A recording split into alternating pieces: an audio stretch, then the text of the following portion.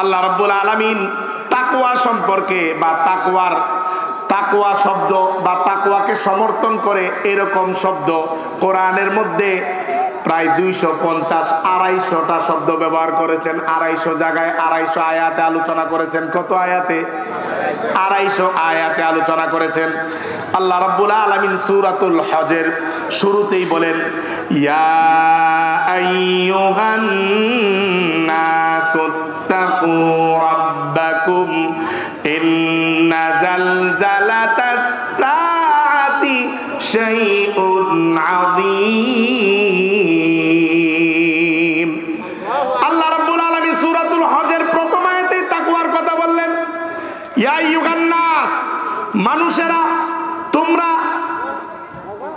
ইত্তাকু রাব্বাকুম, তোমাদের প্রতিপালককে ভয় করো। কেন? ইন্না জালজালাতাস সাআতি শাইউন আযীম। কেননা আল্লাহ রাব্বুল আলামিন বলেন, কিয়ামতের যে জলজালা, কিয়ামতের যে কম্পন, এটা অনেক বড়, শাইউন আযীম, অনেক বড় বিষয়। মানুষ ওই কিয়ামতের কম্পন সহ্য করার মতো শক্তি মানুষের ভিতরে নাই। আল্লাহ রাব্বুল আলামিন একটা নমুনা ওই জায়গায় দিলেন, ইয়াউমা তারাউনাহা তাযহালু কুল্লু মুরদিআতিন আম্মা আরদাআত ওয়া তাদউ কুল্লু যাতি হামলিন হামলাহা ওয়া তারান নাসা সুকারা ওয়া মা হুম বিসুকারা ওয়ালাকিন্না আযাবাল্লাহি শাদীদ। আল্লাহু আকবার বলেন। আল্লাহ রাব্বুল আলামিন বলেন, আপনি ওই দিন দেখবেন কিয়ামতের সময় যখন পুরা দুনিয়াকে আল্লাহ রাব্বুল আলামিন ধ্বংস করে দিবেন, ওই দিন আপনি দেখবেন তাযহালু কুল্লু মুরদিআতিন, মানুষ ভুলে যাবে প্রত্যেক যে নাকি দুধ পান করায়, দাত্রী মা যিনি দুধ পান করায় বাচ্চাকে, উনি যেই বাচ্চাকে দুধ পান করায় ওই বাচ্চার কথা পর্যন্ত সেই দিন ভুলে যাবে। শুধু তাই নয়, আল্লাহ রাব্বুল আলামিন বলেন, ওয়া তাদউ কুল্লু যাতি হামলিন হামলাহা ওয়া তারান নাসা সুকারা।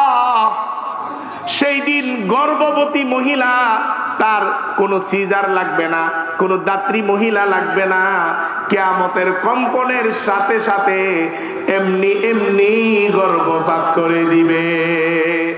আল্লাহ রাব্বুল আলামিন আরো বলেন, ওয়া তারান নাসা সুকারা। আমার হাবিব সেই দিন মানুষদেরকে যদি আপনি দেখেন মনে করবেন যে মাতাল হয়ে গেছে, কিন্তু না না, তারা মাতাল নয়। ওমা হুম বিসুকারা, তারা মাতাল নয়, কিন্তু তাদের অবস্থা এমন কেন হয়ে গেল? ওয়ালাকিন্না আযাবাল্লাহি শাদীদ।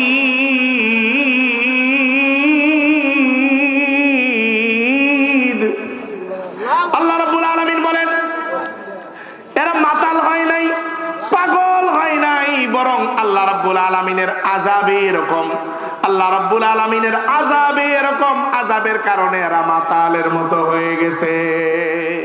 কেউ কাউকে চিনে না, কেউ কাউকে বুঝতে পারে না, রাস্তাও চিনে না, বাড়িও চিনে না, এরকম হয়ে যাবে। এই জন্য আল্লাহ রাব্বুল আলামিন বলেন, বান্দা আমাকে ভয় করো। ভয় করার আরো কিছু কারণ আছে, ভয় করার আরো কিছু কারণ আছে। এই যে দেখেন, দুনিয়ার যে সমস্ত মোবাইল ক্যামেরা, এগুলা দ্বারা, ভালো ক্যামেরা দিয়ে যদি কেউ ছবি তুলে ভিডিও করে, তার চামড়ার বাস পর্যন্ত দেখা যায়, আছে না নাই? দুনিয়ার মানুষের আবিষ্কৃত ক্যামেরা যদি এরকম হয়, আপনি একদিন একটু ফিকির করেন, একটু গবেষণা করেন, যেই মালিক আমাদেরকে দুনিয়াতে পাঠাইছেন ওনার ক্যামেরাটা কেমন হবে।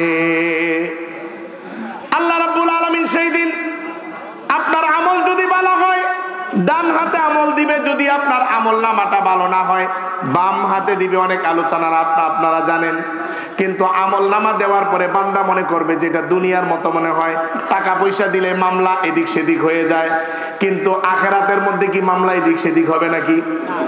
আল্লাহ রাব্বুল আলামিন সূরাতুল কাহাফের 49 নম্বর আয়াতে বর্ণনা করেন, সেই দিন যখন পাপিষ্ঠরা তাদের আমলনামা দেখবে, তাদেরকে যখন নাকি আমলনামা দেওয়া হবে, ওয়াউদিআল কিতাবু ফাতারাল মুজরিমিনা মুশফিকিনা মিম্মা ফীহি ওয়া ইয়াকুলুনা ইয়া ওয়াইলাতানা।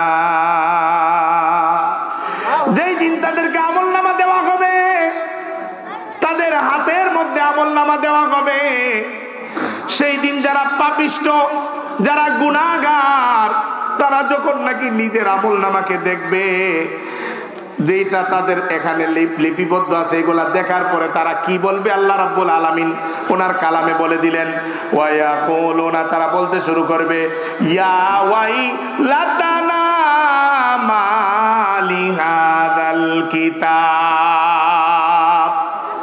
হায় আফসোস, এটা কেমন কিতাব, এটা কেমন আমলনামা, এটা কেমন বায়োডাটা, লা ইউগাদিরু সাগীরাতান ওয়ালা কাবীরাতান ইল্লা আহসাহা। হায় হায়, কেমন আমলনামা এটা! ছোট থেকে ছোট, বড় থেকে বড়, যত ধরনের গুনাহ আমি করেছিলাম, সমস্ত গুনাহ দেখি এই জায়গায় লিপিবদ্ধ রয়েছে। এমন গুনাহ দুনিয়ার কেউ জানে না। আপনার বাবা, আপনার মা, আপনার সন্তান, আপনার স্ত্রী, কেউ জানে না। এমনকি আপনি নিজেও ভুলে গেছেন কোন গুনাহটা অন্তরে অন্তরে গুনাহ করছিলেন, কিন্তু এক মালিক ওই গুনাহটা হিসাব করে রেখেছেন। আল্লাহ রাব্বুল আলামিন সূরাতুল জিনের শেষ আয়াতে বলেন, ওয়া আহাতা বিমা লাদাইহিম ওয়া আহসা কুল্লা শাইইন আদাদা। আপনার মোবাইলে কিছু রেকর্ড করার পরে আর ধরে না, আপনার মেমোরি ফুল হয়ে যায়, কম্পিউটার ফুল হয়ে যায়, কিন্তু আল্লাহ রাব্বুল আলামিনের যে হিসাবের কথা, এইটা কোনোদিন ভরপুর হয় না। আল্লাহ রাব্বুল আলামিন বলেন, বান্দা, তোমার সমস্ত অবস্থা আমি বেষ্টন করে রাখি, অর্থাৎ আল্লাহর বেষ্টনীর মধ্যে সবাই আছি। এবং আল্লাহ রাব্বুল আলামিন ওয়া আহসা কুল্লা শাইইন আদাদা, আল্লাহ রাব্বুল আলামিন প্রত্যেকটা বিষয়, আপনি কোন সময় জবান দিয়ে কোন কথাটা বলেছেন, কত সেকেন্ড বলেছেন, কতটুক আওয়াজে বলেছেন এবং কোন নিয়তে বলেছেন, সবগুলা আল্লাহ রাব্বুল আলামিন একটা একটা করে হিসাব করে রেখে দিবেন। গুনাহগার বান্দা যখন নাকি এগুলা দেখবে, দেখার পরে তার অস্থিরতা বেড়ে যাবে, বাঁচার জন্য চেষ্টা করবে, কিন্তু বাঁচার তো উপায় নাই। আবার অস্বীকারেরও অনেকেই চেষ্টা করবে, আমলনামা অস্বীকার করার জন্য, কিন্তু আল্লাহ রাব্বুল আলামিন বিভিন্ন ব্যবস্থা রেখে দিয়েছেন। আল্লাহ রাব্বুল আলামিন সূরা বনী ইসরাঈলের মধ্যে স্পষ্ট ভাষায় বলেন যে ওই দিন বান্দাকে শুধুমাত্র ওই আমলনামা নয়, বরং বান্দাকে আরেকটি আমলনামাও প্রদান করা হবে। ওই আমলনামাটা কেমন? সূরা বনী ইসরাঈল 13 নম্বর আয়াতে আল্লাহ রাব্বুল আলামিন বলেন, وَكُلَّ إِنسَانٍ أَلْزَمْنَاهُ طَائِرَهُ فِي عُنُقِهِ وَنُخْرِجُ لَهُ يَوْمَ الْقِيَامَةِ كِتَابًا يَلْقَاهُ مَنشُورًا। আল্লাহ রাব্বুল আলামিন বলেন, সেই দিন প্রত্যেকটা বনি আদম, প্রত্যেকটা মানুষের গলার মধ্যে তাবিজের মতো প্রত্যেকটার গলার মধ্যে আমি আমলনামা ঝুলাইয়া দিব। আল্লাহু আকবার।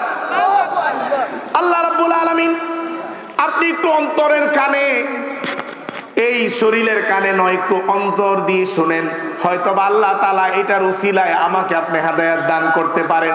কেননা এই কোরআন আমাদেরকে হেদায়েতের জন্যই আল্লাহ তাআলা অবতীর্ণ করেছেন।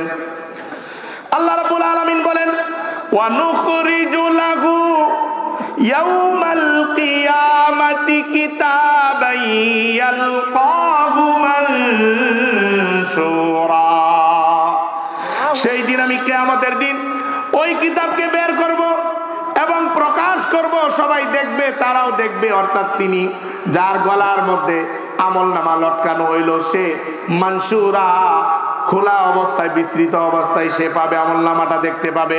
আল্লাহ রাব্বুল আলামিন বান্দাকে ডেকে বলবেন, বান্দা ইকরা কিতাবাক, তোমার আমল নামা তুমি পড়ো।